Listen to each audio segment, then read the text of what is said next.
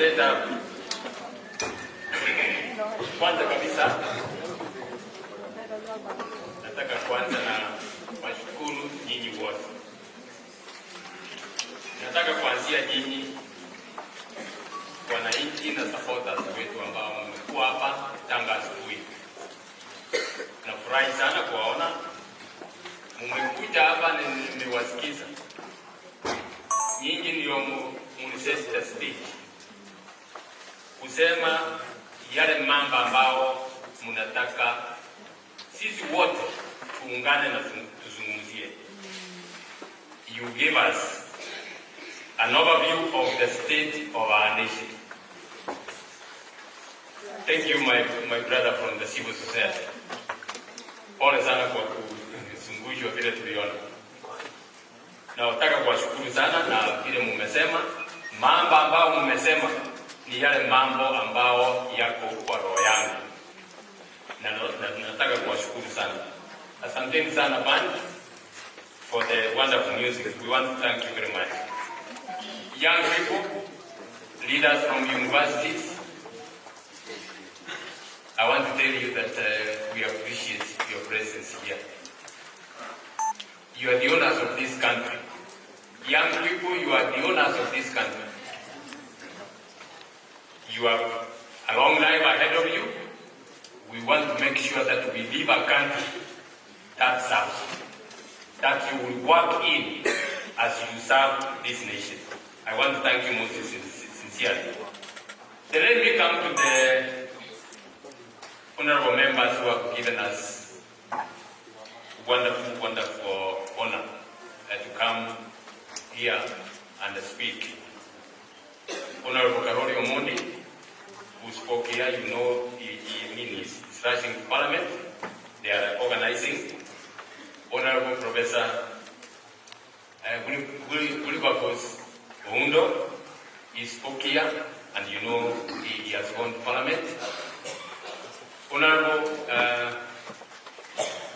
Caleb Amisi.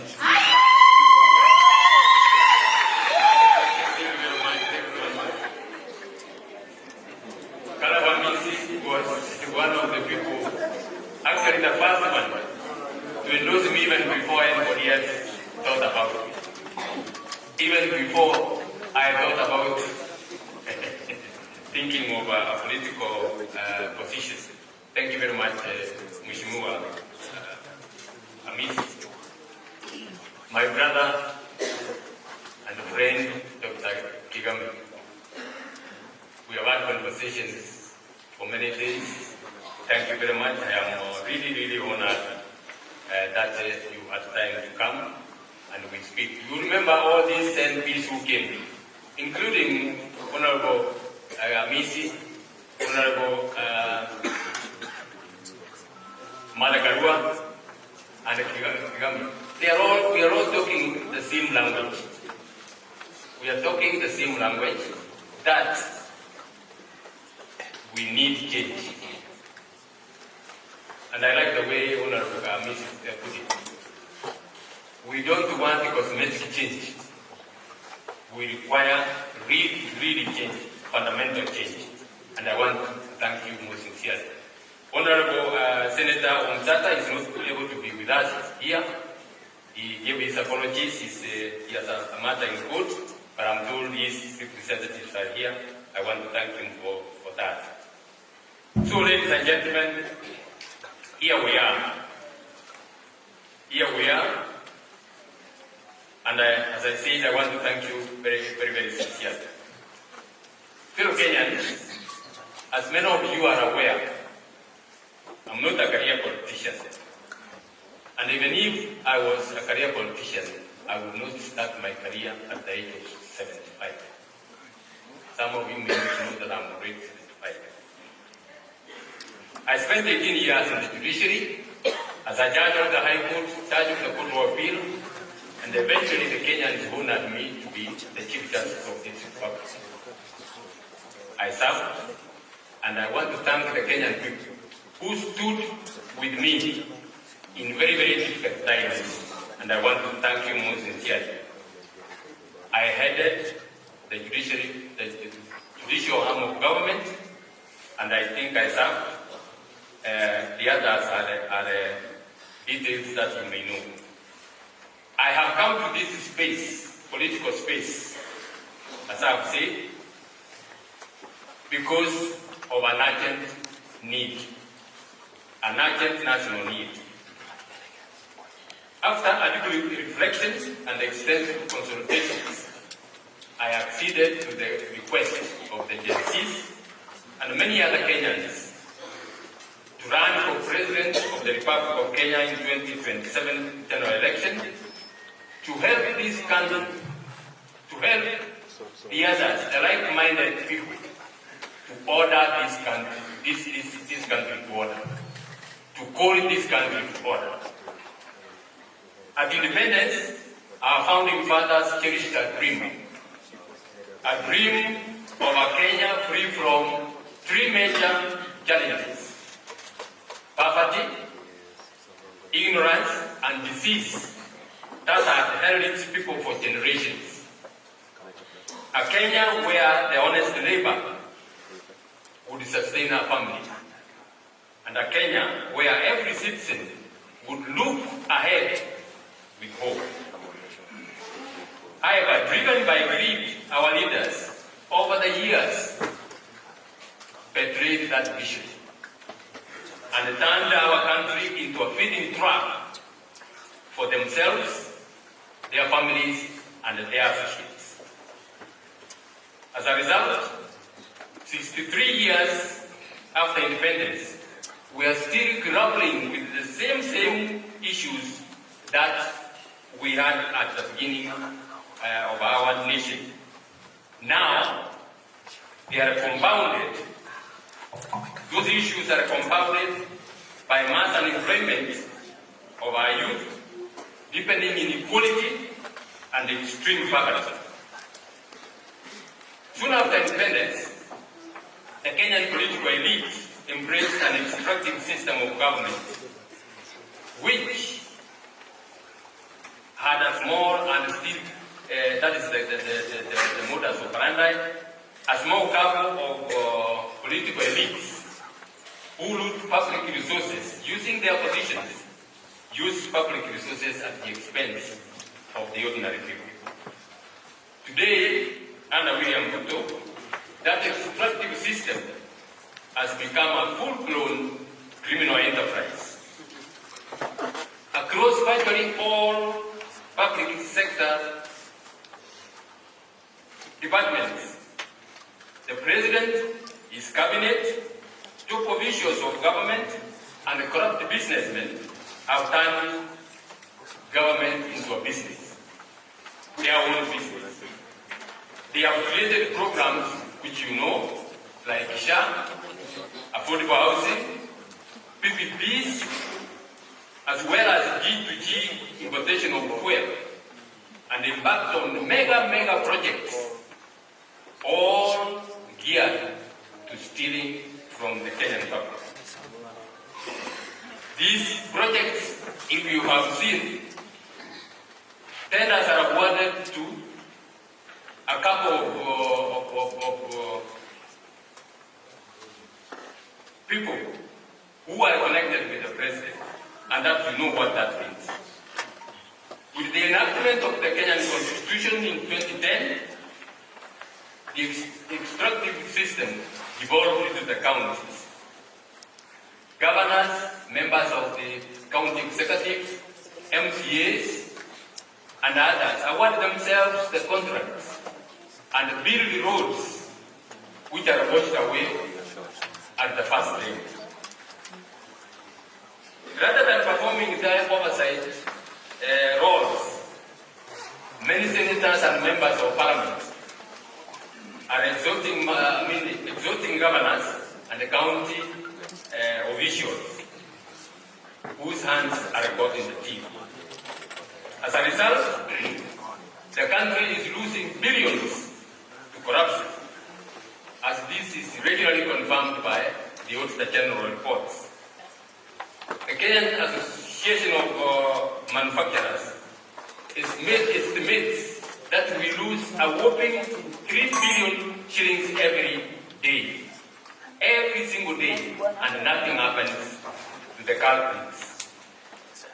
The level of looting was there, of course, from the previous governments, but it reached the highest, or it started coming very, very high in the year 2013. It astronomically rose from the year 2013. One of the methods the political elites have used to steal from the public is borrowing. At the end of his administration, the late President Kibaki left public debt at 1.77 trillion shillings. That was at July when he left. However, through reckless borrowing, public debt, most of which is odious debt, is now almost 13 trillion shillings.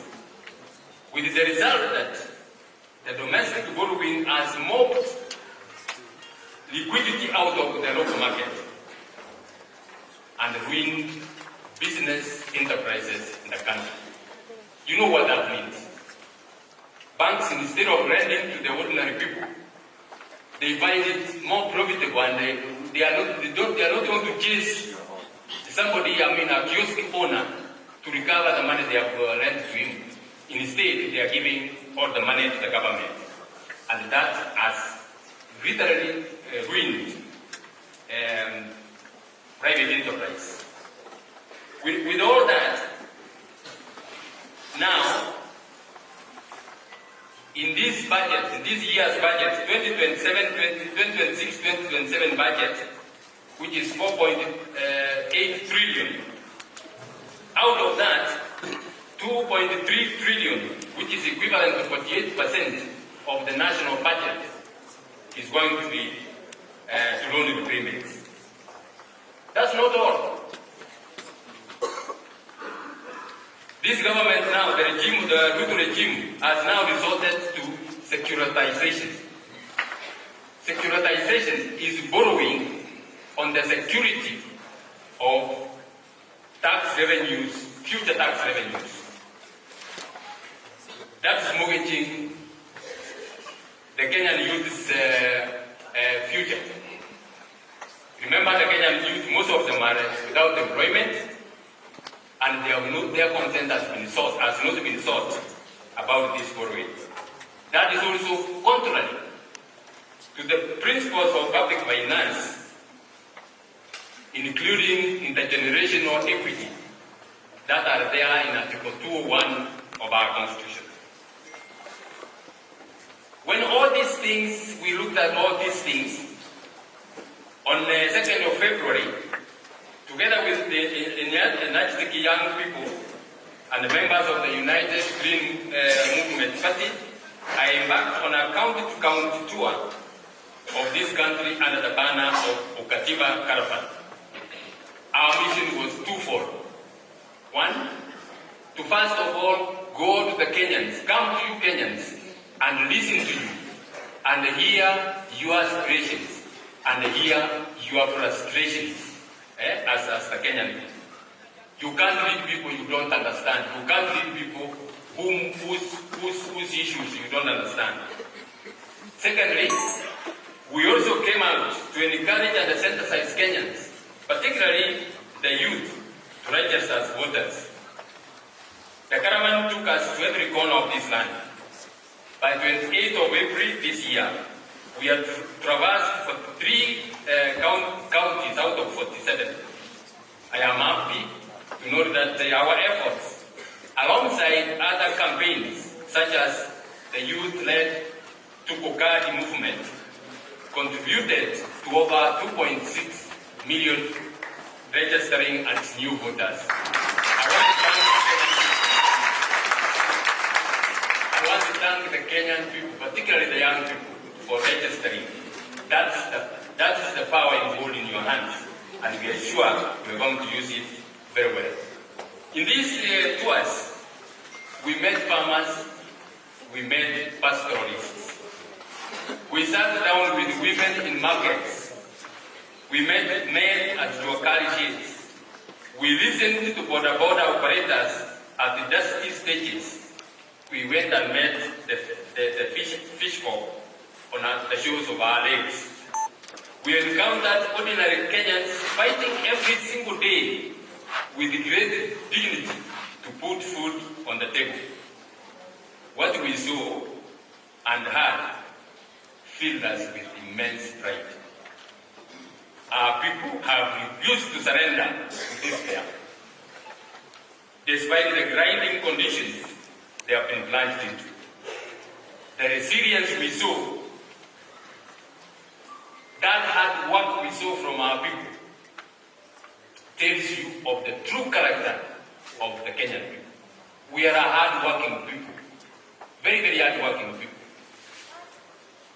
Our mothers, our sisters, our brothers, especially in the villages, wake up very, very early. I saw that from my late mother. I mean, going to the shamba when it was still at dusk. And that's what the Kenyans are doing even now. But we also had stories that should trouble every Kenyan of conscience. From major cities to the smallest markets that we visited, Kenyans told us about 5 painful realities with remarkable consistency. They told us about the disregard of the rule of law. They told us about state capture and corruption, which you have repeated here. I'm happy you have repeated it here. They told us about a rapid economy. They told us about youth unemployment. And they told us about the collapse of service delivery, particularly in health and education. Wananchi plainly told us that government officials, right from the presidency down to the lowest administrative levels, have no respect for our law. They cherry-pick the provisions of the Constitution to implement, and to what extent to implement those provisions. They recall with grief the killing and maiming of our young people during the Gen Z protest of June and July 2024, and told us what that confirmed of the present government. They told us that the political class has little regard for human life. They told us that the political class do not respect good orders. They just ignore them with impunity. They told us that government documents, these days they don't know which one to trust. Even title deeds, some of them are not what is the papers they are printed on. They told us that public services, especially health and education, as I've said, have broken down completely. Throughout the country, the counties we visited, wananchi were quite clear in their minds. In fact, from everywhere, there is not one station we went to where wananchi did not raise issues. They said, corruption has reduced them to beggars in their own country. The extractive system has stripped millions of Kenyans of their dignity and their humanity, to the extent that one Mzee Mbui Orandi, a man nearly 100 years old, was trampled upon and killed when he was scrambling for 200 shillings that was being given by a local MP in Kisii, just shortly before President Ruto went to that area. You know, that's how this government works.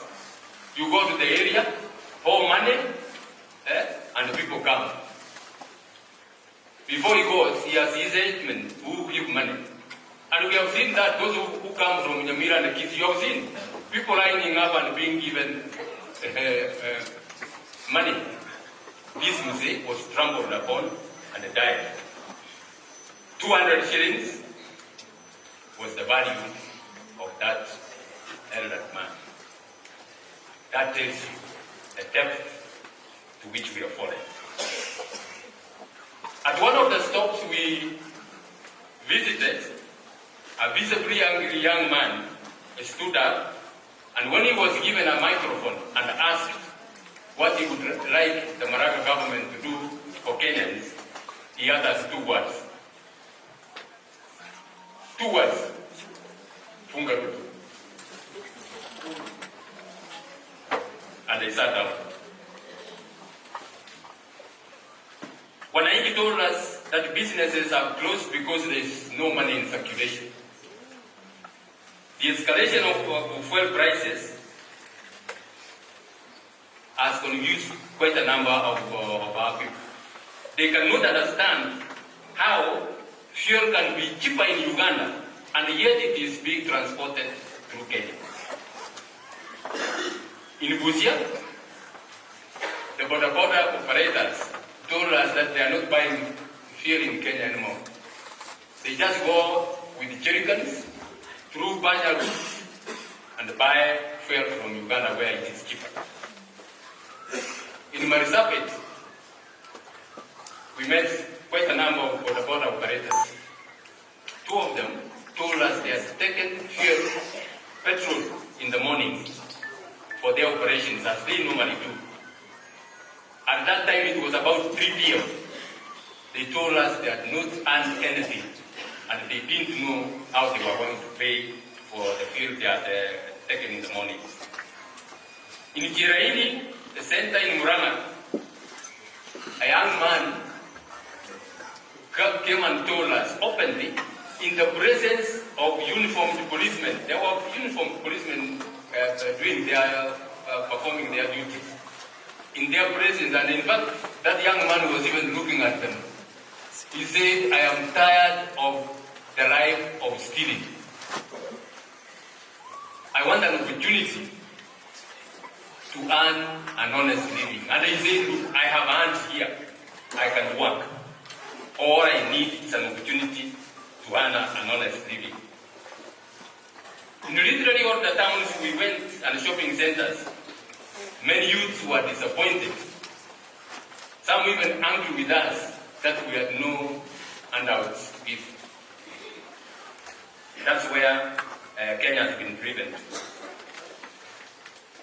As we all know, Kenya's youth constitutes approximately 75% of the Kenyan population. Every year, 1.2 of them graduate from universities and higher institutions of learning, and they enter a market, a labor market that cannot absorb them. Fellow Kenyans, our country is squandering a huge demographic dividend. If employed and properly deployed, Kenya's youth will transform our economic and social landscape. But you know what we are doing with them? You know what we are doing with our youth? We have normalized violence, political violence, and you have seen what has happened. Our youths are being turned into political goons. Need I bother you about where that will take us? That is a dangerous thing to the security of this nation. And for me, it is only a matter of time. Unless that is controlled, it is only a matter of time, and this country will be driven into anarchy. Mheshimiwa Amisi talked about it. You can't weaponize the young people who have no jobs. You give them a few shillings and ask them to go beating fellow Kenyans. A government that has been put in place, a government which has police, which has security officers. Some of those security officers are so frustrated that the government is using goons. Instead of putting order, the government itself is the one using goons. You know what that means. Despite the mandatory provisions of Article 43 of our Constitution, looting of public resources has made the services, healthcare, and education, among others, totally collapsed. In virtually every county we visited, we encountered the dire consequences of a healthcare system that is in free fall. Hospitals have no medicines or basic essential supplies. SHA is not working. You are told every day SHA is working. SHA, if it works for one or two people, you are told, look, you are given an example and you are told it is working. Go to the Wananchi out there and they will tell you it is not working. Families are being forced to sell land. You know, not many people, not many families have any other asset other than the piece of land they have. They are forced to sell that to pay hospital bills. Those who have nothing to sell, mothers are dying at home while giving birth. Education is the engine of national development. I know this from personal experience. Coming from a very poor family, education was the key that unlocked my future. I've said this many times. I came from a very poor family. I wore my first pair of shoes when I was going to secondary school. I didn't even get the number right, and I had a lot of problems wearing that shoe. Our education system is in a deplorable and dysfunctional state. Not because we lack funds, but because a greater portion of the education budget is being stolen, and you have seen the hasty and reckless implementation of the CPC, now called CPE, where we have great challenges. The report by the National Examination Council recently that 73.2% of grade 3 learners failed to attain minimum proficiency in mathematics, and 58.9% are struggling with basic education should worry not only the parents, every Kenyan of conscience. Why? This is the kind of education we are giving to our children. These are our future doctors. These are our future architects. These are our future engineers.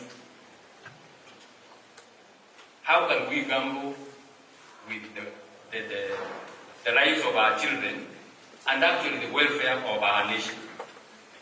And yet, our Constitution guarantees every Kenyan citizen inherent dignity and requires the state to take concrete measures, including affirmative action, to ensure that the youth access employment. How do the youth access employment in the private economy? These are the truths we gathered from our Okatiba caravan. These are not opinions, my fellow Kenyans. These are not opinions. These are honest, lived realities. The Kenyans who spoke to us in raw honesty and quiet courage. Can we go on with this? Can we go on with this? No. We must change. We have no choice but to change. We need to reset our country. We need to restore. We need to rebuild our country. Fellow Kenyans, 16 years ago, we gave ourselves one of the most progressive constitutions in the world. I can tell you that with authority. I've read very many constitutions in the world. In the course of the nature of my work, I had to compare and read other constitutions of other countries. And when I say, like many other lawyers have said, we have one of the best constitutions in the world.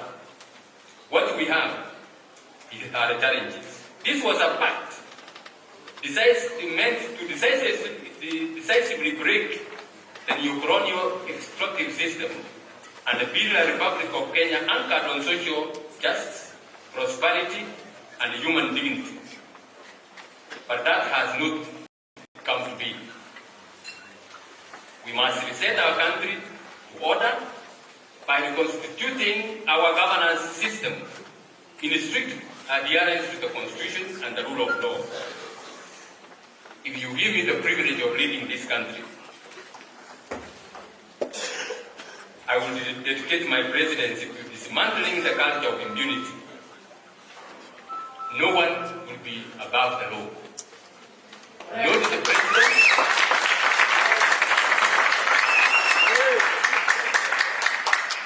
Thank you very much. Not the president, not the Pope. I have said this many times. If I'm head of this country and there is a court order against me or against my government, I will appeal. I will appeal, go to the Court of Appeal, go to the Supreme Court. If I reach the end, I will raise my hands. I will raise my hands and tell everybody who serves under me to obey that court order. Because that's the land, the law of the land.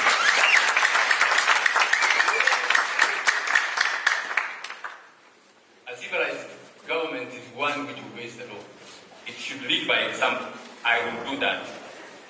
We must reverse the imperial presidents, where the president is considered as the sole provider of development. You are told all the time, Rais amekuja hapa, ametupatia hii, ametupatia hii. All that is supposed to be in the development plan. What about the areas where he has not been to?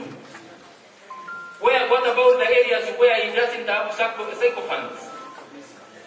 You can't run a country, you wait for the president to come and say, let me build for your school here. We must be an orderly government. My administration will not treat the Constitution as a suggestion. The Constitution will be our absolute command. We will implement it fully.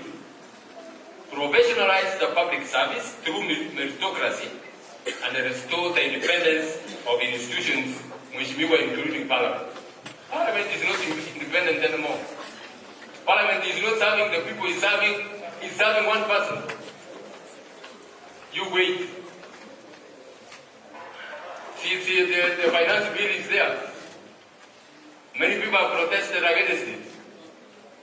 You wait, you are going to see it being passed. And you know what they have done? They bring scandals. Okay? The tender of the JKA establishment, bring in, funny characters, so that our minds are concentrated on what? On those scandals, and we forget about the finance bill. I will end fraudulent schemes, fraudulent procurement schemes. And fellow Kenyans, trust me, I will end that. I just need 5 years. Give me 5 years.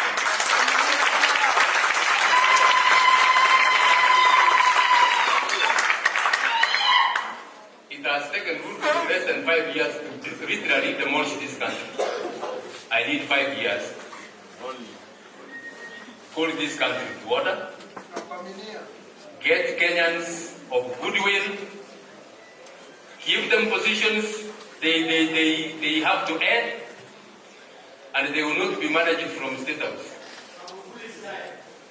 They will work.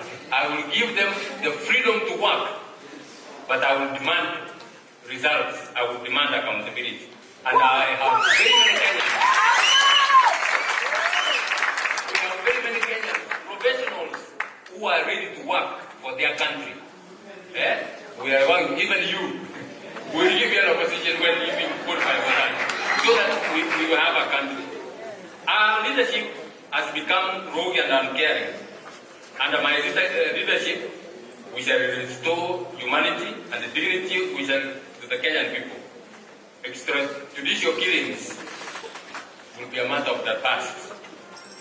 Unlawful detentions we will not entertain. There will be no sacred cows. all suspects, criminal suspects, will be arrested and prosecuted in accordance with our Constitution. Ladies and gentlemen, Kenya is not an island. We must maintain friends and be in the community of nations. But we must guard our sovereignty and our hard-won independence from erosion by these stages of colonialism. We shall engage the world in the spirit of Pan-Africanism, respecting international treaties and norms that foster regional integration and international cooperation, human rights, and good governance. Our battered image as a repressive state and a client of foreign interests must change. You saw even what was on KTN. Foreigners, and worse still, criminals have been given our passports.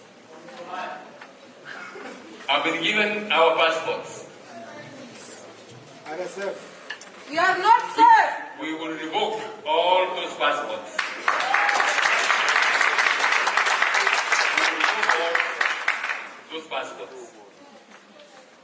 Our sisters and brothers in the diaspora who make immense contributions to this country's economy and social fabric will be accorded full rights as equal citizens of our motherland. Fixing our economy begins with getting our governance right. From agriculture to tourism, from mining to manufacturing, we must leverage on modern technology and professional expertise to address what ails our economic foundations. Agriculture, which is our mainstay,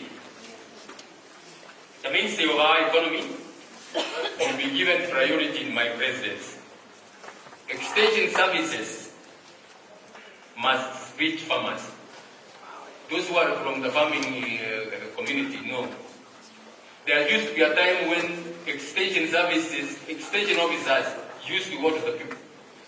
These days they don't even have fuel to go to the people. The people don't even know what kind of variety of maize or which one they should grow in which area. Extension services will reach the farmers. Farm inputs will be affordable, and where appropriate, subsidies will be given. We will not give sand in the name of fertilizer. The governance failures afflicting tea and the coffee sectors must be corrected. The devastation caused to our rice farmers in Mwea. And we were there, my colleagues, those who were with me, we were there and we heard what our brothers and sisters in Mwea told us. They grow one of the best varieties of rice in the world. But the rice is in stores, they can't sell it because some cartels have been allowed to import rice and flooded the market.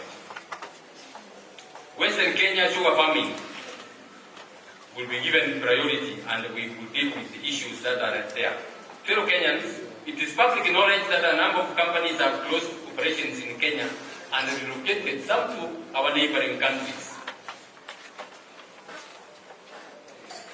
The business executives who spoke to us during the Okativa caravan were unequivocal. This government has made Kenya impossible for competitive business. Factory owners told us that there will be no meaningful manufacturing that can be done in Kenya without drastically reducing the cost of fuel. That will be a priority in my government. One fuel operator showed us 10 licenses that one needs to have before you can operate a small business. 10 to operate a Mina petrol station. Others told us that they regularly pay protection money to police and the provincial administration officials. Is that a business environment? Is that a business environment where investors can come to? For me, that's a hostage situation. We have to change that if this country has to move forward.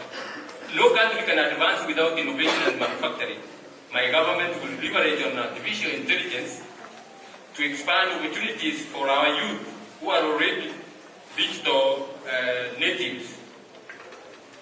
I will stop or drastically reduce borrowing, especially domestic borrowing, as I told you, which has mopped up liquidity from the local market, and look very, very keenly and seriously into business licensing, taxation, and energy supply to spur manufacturing, including development of cottage industries, to incentivize small and medium enterprises. We will protect our minerals and other resources and secure the future of our children. We cannot have a country where 125 billionaires own what 43 million Kenyans put together own. You can't have a country like that, where 15 million youths are unemployed and cannot even afford airtime, while public officials with no known sources of income flaunt obscene wealth before the very people they have robbed it from. We must end that. Throughout our Katibu Caravan, Kenyans demanded leadership with integrity. This is a lifelong value I embrace. Because the president is a trustee of public resources. I don't know if you know. The president is a trustee. He is a steward of public resources. I believe I am well placed to end the cartels and the corruption networks in government and recover stolen resources. I have never been associated with any corruption scandal. I am ready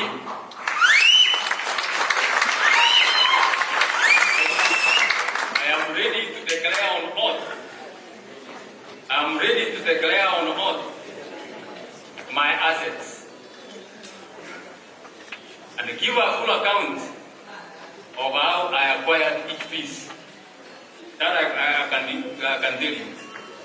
I challenge every presidential aspirant, starting with Ruto, yes, to do the same and account for everything they own.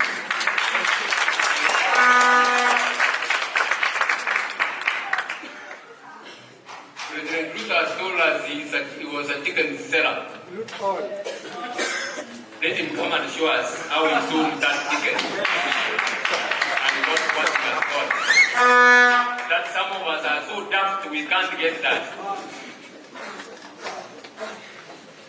Fellow Kenyans, this is my personal pledge to you. I will not steal from you. I will not allow my family to steal from you or my friends. Those I will appoint to serve with me, I will not allow them to steal from you.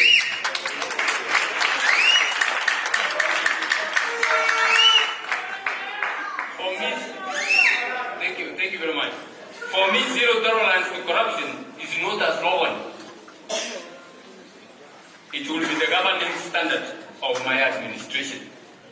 I will empower the investigative and prosecutorial agencies, including EACC, the DCI, and the ODPP to carry out their mandate without political or executive interference. yes, sir. Thank you. I will ensure that the judiciary is well resourced to be able to do its work properly. If we succeed in confronting impunity and recovering stolen assets, we will reduce the cost of living. We don't need to just reduce stealing, and the cost of living will come down. It will come down on its own. We will not be talking about bags of maize being sold at packets of maize flour being sold at so much. That will come down, when you have an economy that is progressive. This will, of course, give us money to take care of our health and educate our children and build a government system that finally works for every citizen. As I conclude, fellow Kenyans, please hear me out. To fundamentally reform our governance system, we must reject ethnic balkanization to which we have been plunged into. We must come together as one people and vote on issues and challenges facing this country. We should forget about, and I applaud you, Mheshimiwa Misi, we should reject the notion of voting in accordance with our ethnic community. And I want to speak to Kenyans. Please listen to me. We get in that. Sometimes you get even some of the middle class Kenyans disappointed, and they don't even go out to vote.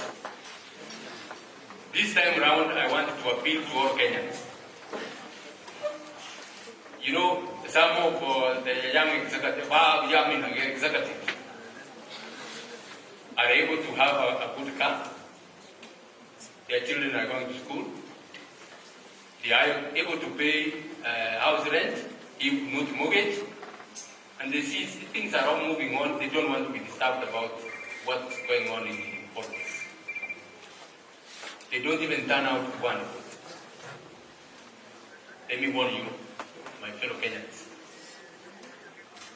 This time round, you must one vote. You don't vote, and Kenya runs into anarchy. You will not have a road to drive that car. You will not have a road to drive that car. The 2027 general election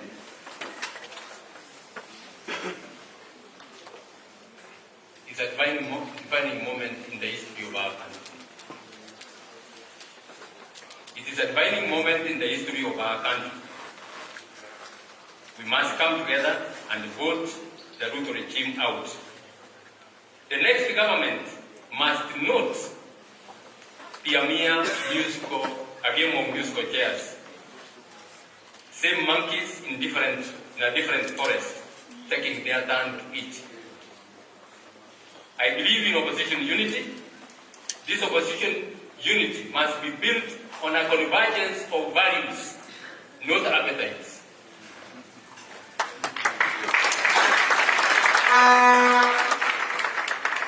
We need to unite under the rule of law and permanently ensure that no future leader can weaponize state power to loot public resources, kill our children, and silence dissent. These days, wakiona wewe umeenda pahali fulani,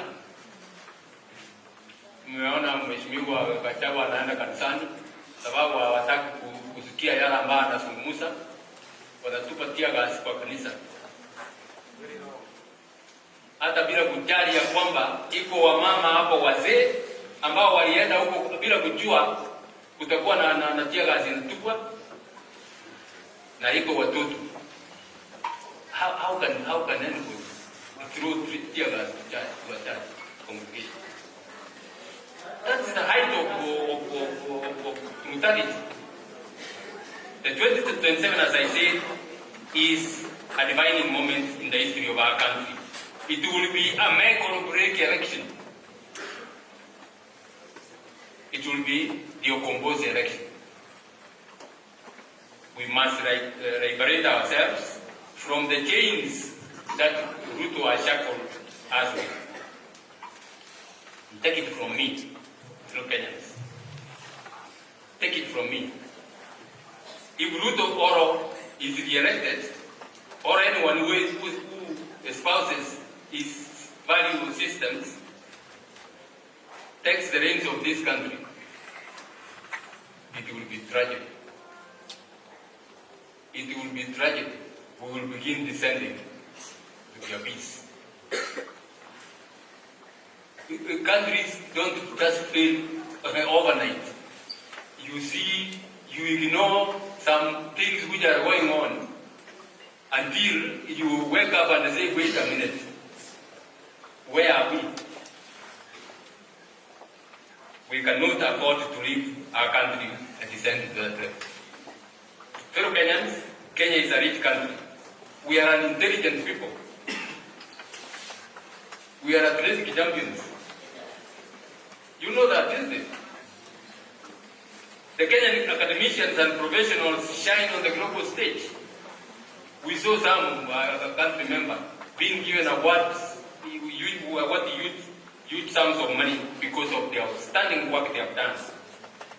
We cannot, as a people who are intelligent, we cannot and must not allow our motherland to descend to anarchy.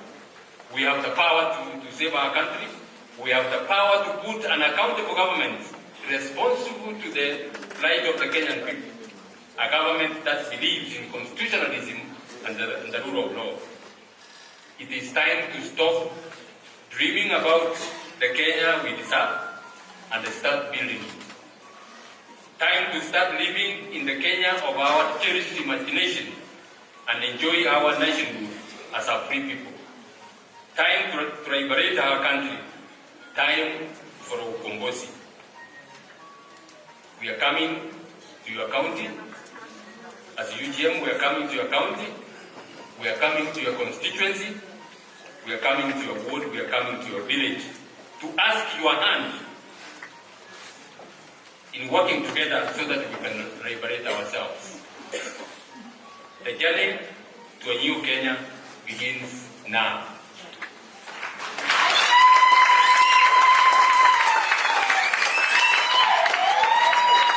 Will you join us? Will you join us? The dawn is here. It is time for our liberation. It is time for ukombozi. Kumekuja.